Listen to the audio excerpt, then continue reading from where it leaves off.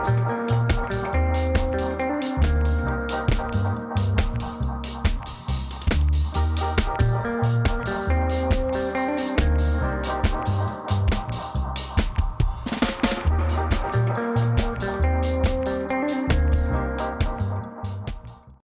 નમઃ શિવાય, હર હર મહાદેવ.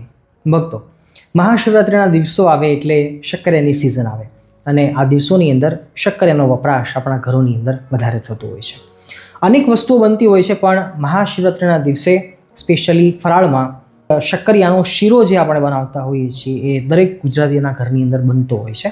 તો આજના દિવસે આપણે બહુ ઓછા સમયની અંદર ઓછી વસ્તુઓનો ઉપયોગ કરીને સ્વાદિષ્ટ એવો શક્કરિયાનો શીરો કે જે આપણે મહાશિવરાત્રિના દિવસે ભગવાનને ભોગ ધરાવી શકીએ એ શીરો આપણે જોવો છે. આવો બહુ ટૂંકા સમયમાં આપણે તૈયાર કરી લઈએ.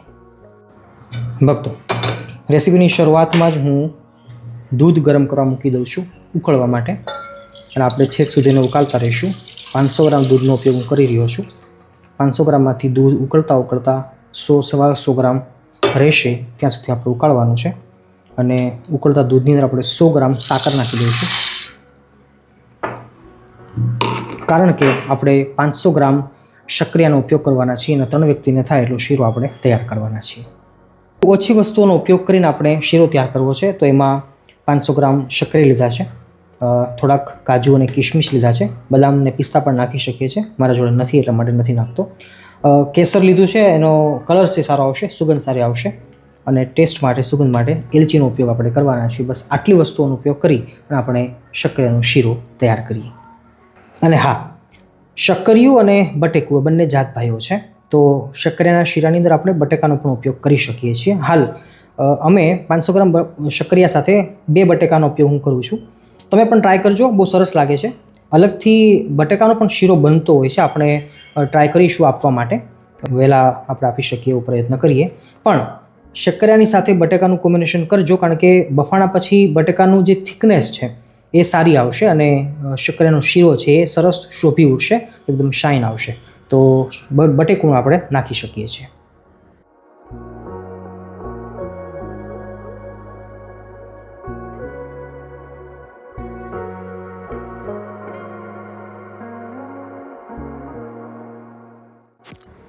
આપણું દૂધ ઉકળી રહ્યું છે અને શક્કરિયાની છાલ આપણે કાઢી નાખી છે. પણ એક મહત્ત્વની વાત કરી દઉં કે શક્કરિયાને બાફવા માટે અલગ અલગ પદ્ધતિઓ વપરાતી હોય છે.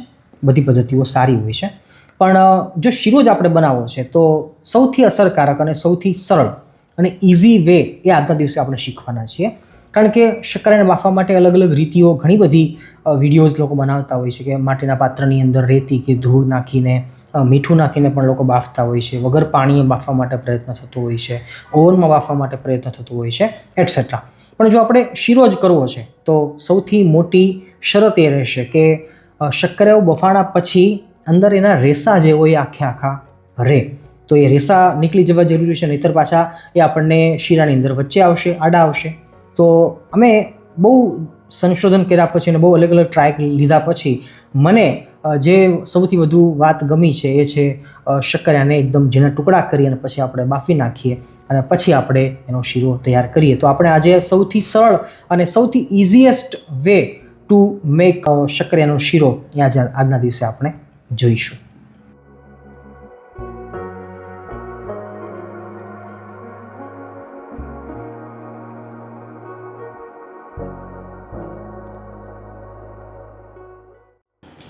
આપણે એવો પ્રયત્ન કર્યો છે કે જેટલા ટુકડા નાના થાય એટલા કર્યા છે, કારણ કે જેટલા ટુકડા નાના થશે ને એટલા રેસા નહીં બને, રેસા કપાઈ જશે. એટલે તમે પણ ટ્રાય કરજો. જેટલા ટુકડા નાના થશે એટલો રેસામાં પણ ફેર પડશે અને સાથે બફામાં પણ ઉતાવળ થશે, જલ્દીથી બફાઈ જશે. આ બાજુ દૂધ આપણું ઉકળી રહ્યું છે અને આ બાજુ શક્કરિયાને આપણે બાફવા મૂકીએ છીએ. થોડુંક પાણી નાખીશું, અડધો ગ્લાસ જેટલું, જે બાફવામાં શક્કરિયાને સહાયભૂત થશે. 2 સીટી મારીશું તો પણ શક્કરિયા બફાઈ જશે, કારણ કે ટુકડા નાના છે, તો બહુ ઉતાવળે આપણે પકાવી લઈએ.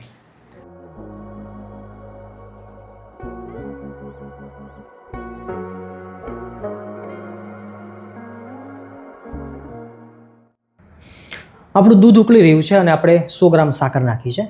પહેલાં જોયું એ પ્રમાણે 500 ગ્રામ શક્કરિયા છે, 3 વ્યક્તિ માટે બનાવીએ છીએ, તો 100 ગ્રામ સાકર ઇનફ થઈ રહેશે. ઓછી નાખશો તો બરાબર શીરાનો જે સ્વાદ આવવો જોઈએ એવું નહીં આવે.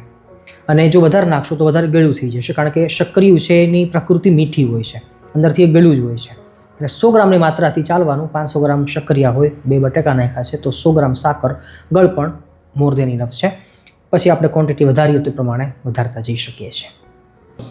કુકરને 3 થી 4 સીટી મારી છે. ગેસની ફ્લેમ હાઈ રાખી હતી અને 7 થી 8 મિનિટનો ટાઈમ ગયો છે. 3 સીટી મારીને હવે એને રેસ્ટ કરવા દઈએ. ઓટોમેટિક એની હવા નીકળી જશે. ત્યારબાદ આપણે આગળ વધીશું, પણ અત્યારે ઉકળતા દૂધમાં જોઈએ છીએ તો 500 ગ્રામ દૂધમાંથી આશરે 150 થી 200 ગ્રામ દૂધ રહ્યું હશે. અને હવે આપણે કેસર નાખવાનો ટાઈમ આવી ગયો છે. તમને યાદ હોવું જોઈએ કે આપણે આની અંદર પહેલાં સાકર નાખી દીધી છે, જે એકદમ મર્જ થઈ ગઈ છે, એકદમ ઓગળી ગઈ છે.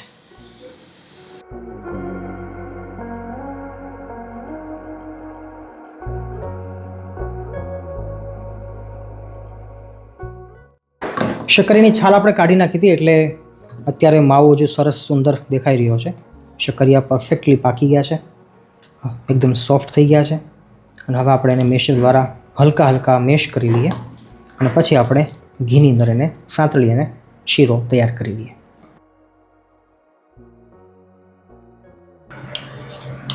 કડાઈની અંદર 2 થી 3 ચમચી ઘી લેશું. ઘી થોડું વધારે હશે તો પણ સારું લાગશે. આપણે હાલ આપણી ઘરની ગૌશાળાનું ઘી વાપરી રહ્યા છીએ. તમારે જો કોઈને ઘી લેવું હોય ઘરની ગૌશાળાનું, ગીર ગાયોનું, તો અવશ્ય તમે કોન્ટેક્ટ કરી શકો છો. આપણે કોમેન્ટમાં નંબર આપી દઈશું.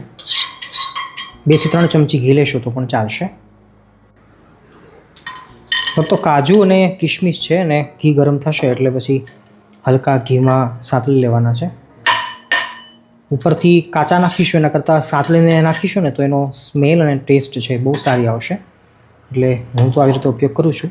તમે પણ ટ્રાય કરજો. ખરેખર ઘીમાં સાંતળેલા જે કાજુ અને કિશમિશ છે એનો ટેસ્ટ બહુ સારો આવતો હોય છે, જે આપણા શીરાને વધારે સ્વાદિષ્ટ બનાવશે.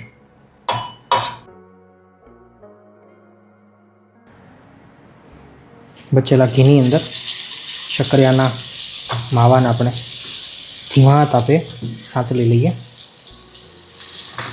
ઘી તમને ઓછું લાગતું હોય તો થોડું વધારે નાખજો, પણ 2 ચમચી 3 ચમચી ઘી હશે તો થઈ જશે.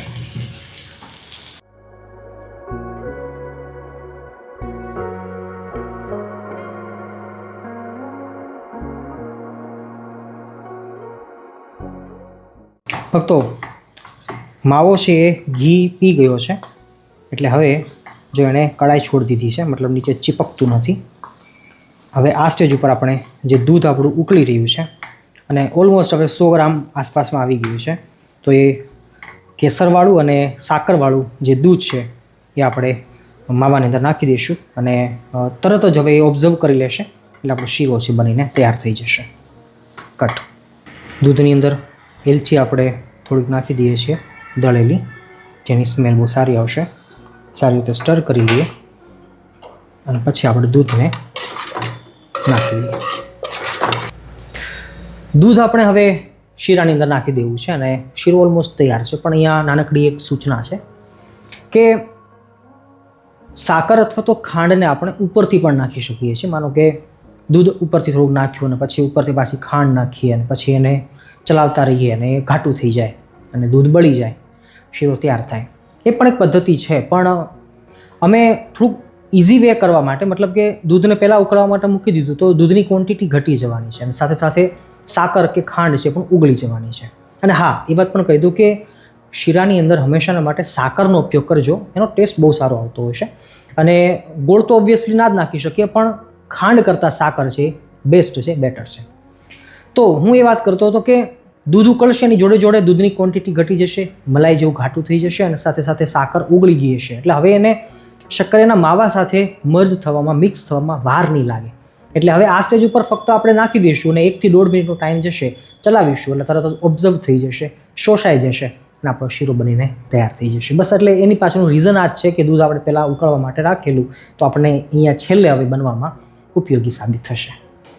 આવી રીતે કડાઈને જ્યારે માવો છોડી દે એટલે કેસર અને સાથે એલચીનો પાવડર અને એ જોડે સાકરવાળું જે દૂધ છે ઘાટું મલાઈ જેવું, એ આપણે તરત જ ઉમેરી દઈએ છીએ અને સારી રીતે સ્ટર કરતા રહીએ.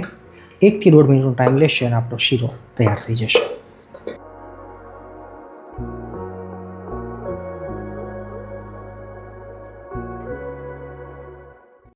પ્રિયજનો, દૂધ નાખ્યા પછી દૂધ કેસરવાળું હતું એટલે કલર છે તો કેટલો સુંદર લાગે છે. અને સાથે સાથે